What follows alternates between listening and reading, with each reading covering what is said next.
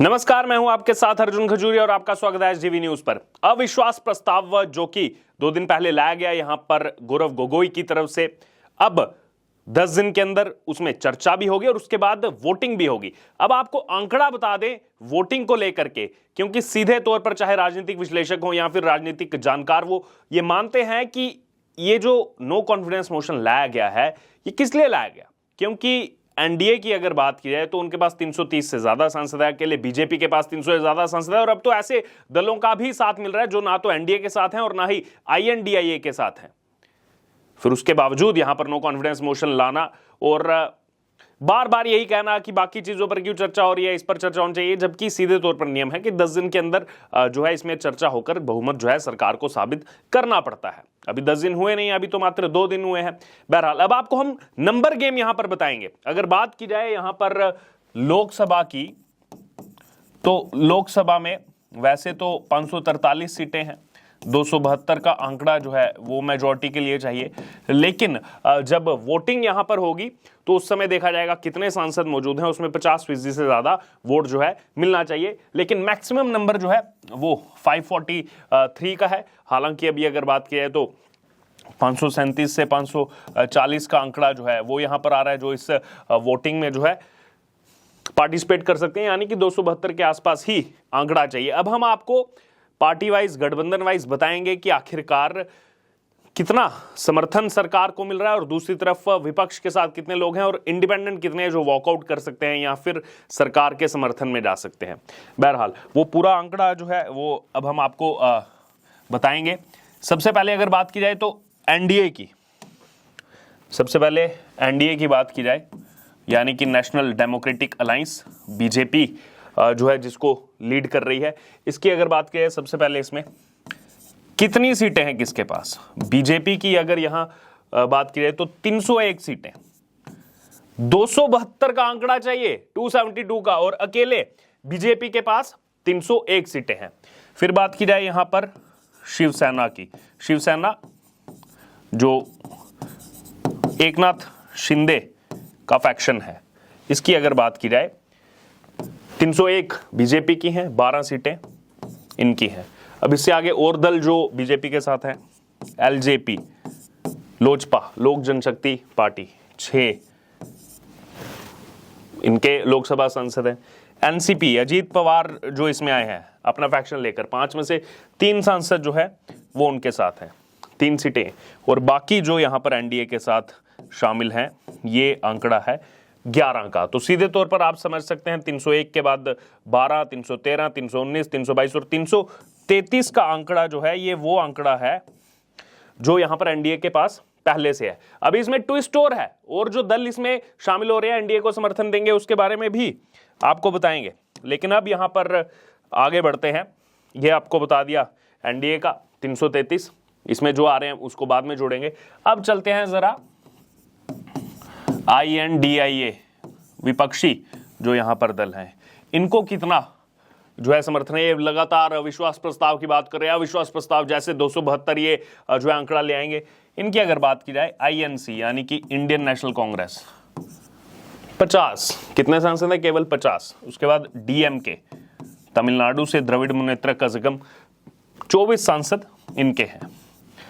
उसके बाद अगर हम आगे बढ़ते हैं टीएमसी, तृणमूल कांग्रेस, ममता बनर्जी, 23 सांसद इनके हैं। जेडीयू, जनता दल यूनाइटेड, नीतीश कुमार, इनके लोकसभा में 16 सांसद हैं। इसके बाद आगे बढ़ते हैं एसपी, समाजवादी पार्टी, अखिलेश यादव जिसको लीड करते हैं, 3 का ये आंकड़ा है। अदर की अगर बात की जाए, जो इसमें बाकी एक आम आदमी पार्टी से और छोटे छोटे जो बाकी दल जो इनके साथ शामिल हो रहे हैं, इनकी अगर बात की तो 27 का आंकड़ा ये है। अब ये कुल मिलाकर के अगर आप देखेंगे टोटल कितना हो रहा है, 143।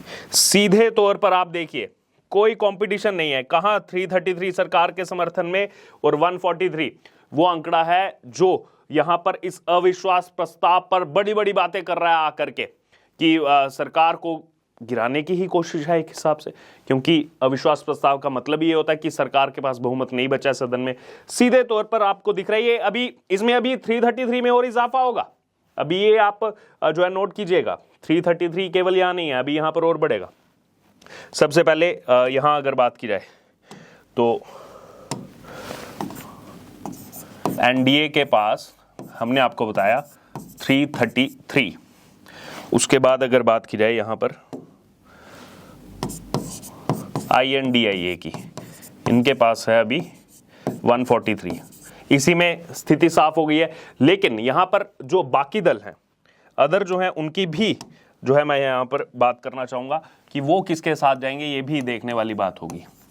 अदर जो यहां पर दल हैं, इसमें सीधे तौर पर सबसे पहले YSR कांग्रेस पार्टी, 22 इनके सांसद हैं, 22, और इन्होंने फैसला कर लिया है कि ये इसमें सरकार को समर्थन देंगे। यानी कि ये 22 को अगर आप इसमें ऐड कर देंगे तो ये आंकड़ा अब सीधे जाकर के हो जा रहा है 355 का, 350 क्रॉस कह दिया है कि हम समर्थन करेंगे। और ये जो नो कॉन्फिडेंस मोशन लाया जा रहा है, इसके अगेंस्ट में खड़े होंगे। तो कहीं ना कहीं सीधे तौर पर 350 पार यहां पर दिखाई दे रहा है, जो अविश्वास प्रस्ताव के विरोध में जो है वोटिंग होने वाली है। और उसके अलावा YSR कांग्रेस पार्टी ने दिल्ली अध्यादेश के मुद्दे पर भी सरकार का साथ देने की बात कह दी है। तो एक तरफ जहां लोकसभा से तो पारित होगा ही होगा दिल्ली अध्यादेश का मुद्दा, जो यहां पर 6-7 सीटों का आंकड़ा बच रहा था राज्यसभा में, वो भी अब जो है कोई मुश्किल नहीं आएगी सरकार को। क्योंकि YSR कांग्रेस पार्टी की अगर राज्यसभा में बात की जाए तो राज्यसभा में 9 सांसद हैं इनके, तो 6 से 7 सांसद चाहिए थे एनडीए को, 9 इनका समर्थन मिल रहा है। सीधे तौर पर जितने बिल आएंगे सब पारित होंगे। अब आगे बढ़ते हैं, बाकी अन्य दलों की अगर बात की जाए, यहां पर BJD है, बीजू जनता दल, इनकी भी अच्छी संख्या है लोकसभा के अंदर, 12 सांसद इनके हैं। BSP बहुजन समाजवादी पार्टी, 9 सांसद इनके हैं। TRS, ये जो BRS बन चुकी है, 9 सांसद इनके हैं। उसके अलावा अगर बात करें TDP, तेलुगु देशम पार्टी, चंद्रबाबू नायडू, 3 इनके हैं, ये भी सरकार के खिलाफ नहीं जाएंगे। AIMIM, ऑल इंडिया मजलिस इत्तेहादुल मुसलमीन, ओवैसी की पार्टी, 2 जो है इनके साथ हैं। शिरोमणि अकाली दल, इनकी बात की जाए तो इनके भी 2 यहाँ पर लोकसभा सांसद हैं। अदर भी जो है आंकड़ा 5 का, यहाँ पर अगर ये आंकड़ा देखा जाए तो ये 64 का 2 दिन पहले तक आ रहा था। लेकिन अब इसमें YSR कांग्रेस पार्टी जो है, इसको यहाँ पर एड ऑन कर दिया जाए। YSR कांग्रेस पार्टी के यहाँ पर आने के बाद 333 + 22, 355 यहां पर यह आंकड़ा हो चुका है। और ये 143 पर ही सीमित रह चुकी है INDIA। तो ये हमने आपको वो नंबर गेम बताया, जो लोकसभा के अंदर वोटिंग होगी। ये अधिकतम जो सांसद हैं, अगर ये सभी आकर के वोटिंग प्रक्रिया में हिस्सा लेते हैं तो किस प्रकार से, पिछली बार भी जो 2018 में हुआ था उसका भी एक बार हम आपको दोबारा से बता देते हैं कि उस समय क्या यहाँ पर जो है अविश्वास प्रस्ताव जब लाया गया तो समर्थन में और विरोध में कितने 2018 में दरअसल ये लाया गया था। और उसके बाद 2019 में PM मोदी ने भविष्यवाणी भी की थी कि 2023 में दोबारा से लाया जाएगा इस अविश्वास प्रस्ताव को। और उसी पैटर्न पर जो है कांग्रेस पार्टी चली, तमाम विपक्षी दल चले और उस पैटर्न को फॉलो किया। 2018 में जब लाया गया था तब भी सरकार एनडीए की थी, समर्थन के साथ था, उसके बावजूद इसको लाया गया।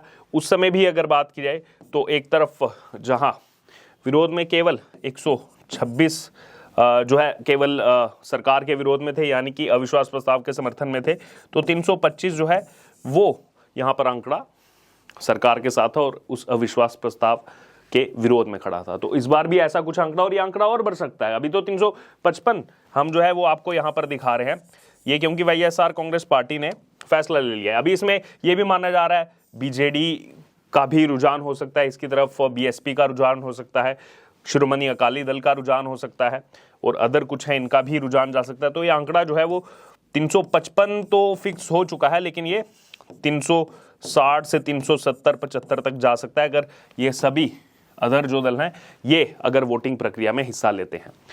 बहरहाल अब हमने आपको पूरा आंकड़ा बता दिया लोकसभा में अविश्वास प्रस्ताव का, और विपक्ष जो है INDIA वो ये जानता है कि इस अविश्वास प्रस्ताव को जो लाया जा रहा है उसमें उसको मुंह की खानी पड़ेगी। उसके बावजूद यहां पर बार बार जो प्रतिक्रियाएं सामने आ रही है उससे यही समझा जा रहा है कि केवल और केवल संसद का समय जो है उसको खराब करना है ताकि बाकी बिल जो है वो पास ना हो पाए। और अब सीधे तौर पर उनको पता है कि सभी बिल जो है वो पास होंगे होंगे, क्योंकि वाईएसआर कांग्रेस पार्टी की अगर बात की जाए तो इनका समर्थन आ चुका है। अब जो आंकड़ा 112 का राज्यसभा में आ रहा था उसमें भी नो एड ऑन अगर कर दिए जाएं तो सीधे तौर पर सभी बिलों को पास सरकार करा सकती है। बहरहाल अब इस पूरे मामले पर आपकी जो भी राय हो आप जरूर हमारे कमेंट बॉक्स में शेयर करें और इससे जुड़े तमाम अपडेट के लिए बने रहे एसटीवी न्यूज़ के साथ। धन्यवाद।